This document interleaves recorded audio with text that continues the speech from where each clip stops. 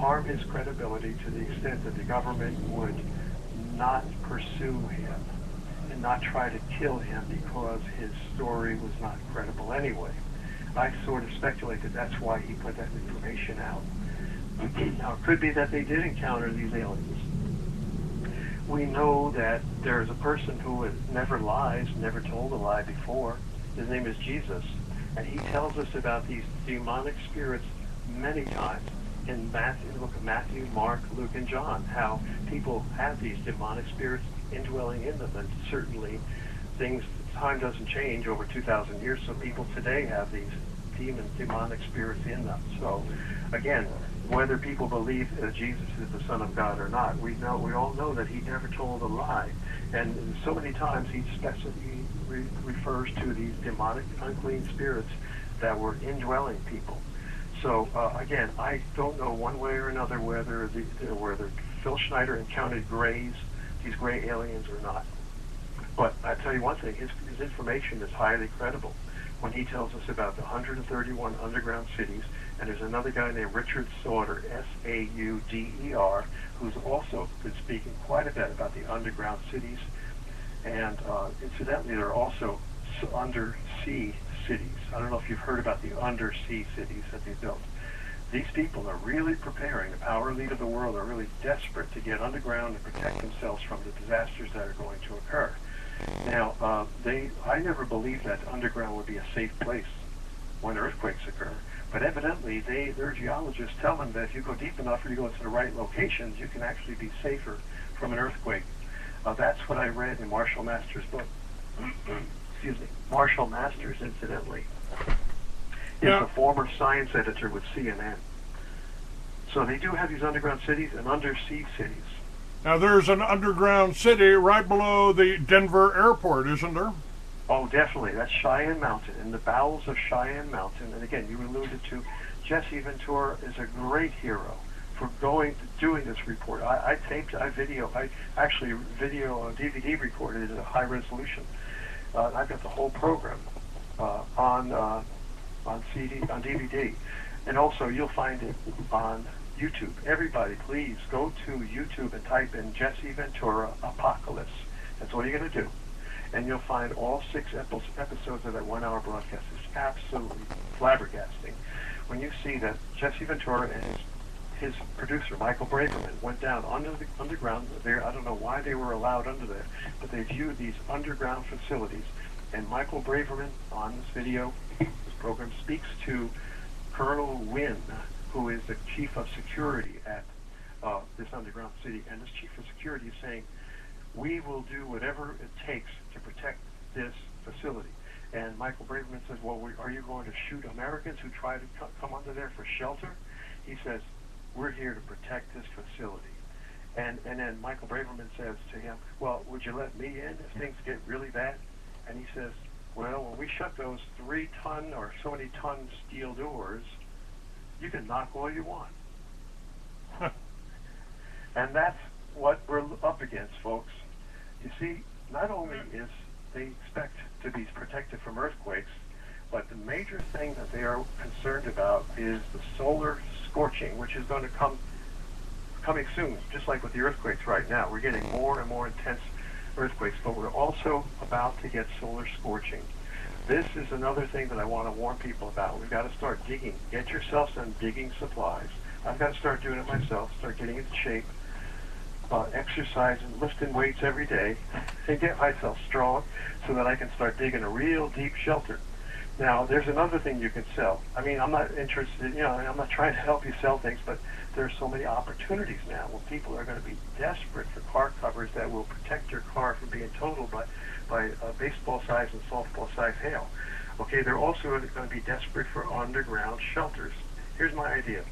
You learn to dig, you get the digging facilities plus enough buckets that you can, when you get down 10, 15, 20 feet deep, and get yourself some kind of a ladder device that you can lift, have somebody hauling up that dirt as you're digging it, because you're gonna need this kind of apparatus to dig very deep underground to protect yourself from the solar scorching, which will incinerate a lot of people.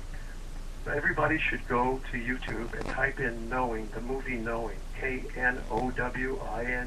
2009 movie. They warn us about this solar scorching. Well, they're also warning you in 2012, aren't they? Yes, Dr. Michio Kaku, very well-known astrophysicist. He's been around for a long time. He's not just one of those media talking heads, because I used to listen to him when he was on Pacifica Radio, WBAI, and his information was not controlled by the power elite. So I trust Dr. Michio Kaku, and also he has taken articles and he says, this is not me talking. This is the government. Here's the National Aeronautics and Space Administration and the National Academy of Sciences all say that they use the word could. We could have solar scorching in 2012 that could destroy our entire power grid and revert us back to a primitive existence. It's interesting, John. Now, I talked about this over 10 years ago, almost 15 years ago. I brought this up. I wrote an article, a short story called The Future Past, where I discussed this exact thing happening. I called it the conjunction back thousands of years ago, when Atlantis was the most advanced civilization on the planet. And the conjunction brought it down. But they knew it was coming, and they prepared for it, and the way they prepared for it was by sending most of the inhabitants of Atlantis off-world in my story.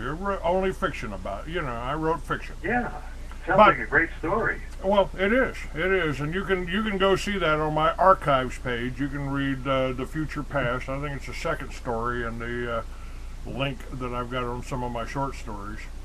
I remember a long time ago you reading an excerpt from one of your articles. Maybe this was the same one. One of your stories, it was about a meteor, somebody looking up in the sky and seeing a meteor coming, and it looked like a whole chariot of horses. That's right. You probably remember that one. Yeah, that's The Future Past. And you should read that. You should read that excerpt on the air sometime. Well, that's quite possible that I could do that. Now, I wanted to go back to Phil Schneider. He was murdered. I mean, they tried to say it was a suicide, but I don't think it obviously wasn't a suicide. And so they killed him for putting out this information.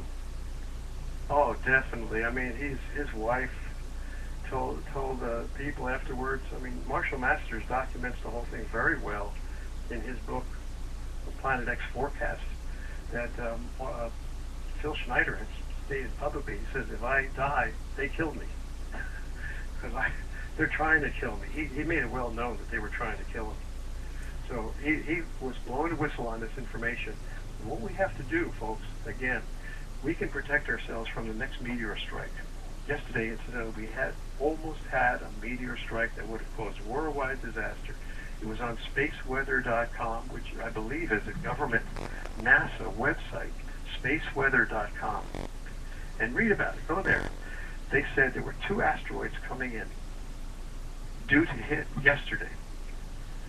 One of them, 2 of them were very close. One of them was only 49,000, expected to come within 49,000 miles of Earth. That is like so close, unbelievably close, dangerously close.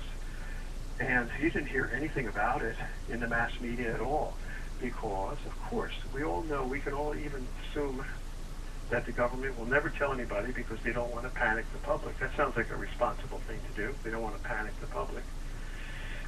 However, they'll never tell you. We have infinite information too. Let's see, from their own statements. We have an article. I'm trying to find it. I know I have it in my archives on my hard drive somewhere.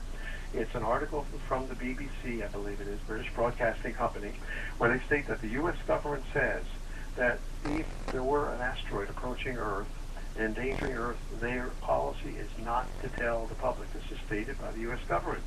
We will not tell you. These are his words. Now, Larry Joseph is another scientist who appeared on Jesse Ventura's Apocalypse 2012 True TV broadcast. And Larry Joseph stated, he said, Governor, this is not me speaking. This is the National Academy of Sciences.